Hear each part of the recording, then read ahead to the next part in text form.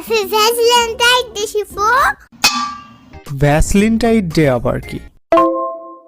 আরে পাগলা, এটাই জানে না? ভালোবাসা দিবসে ইংরেজিতে বলা হয় হ্যাপি ভ্যালেন্টাইন ডে।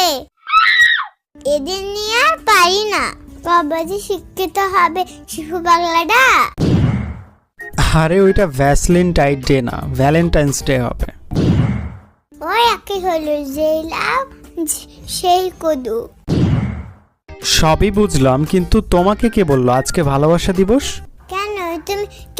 তুমি নিজেই তো বললা কাকে যে হ্যাপি ভ্যালেন্টাইন ডে।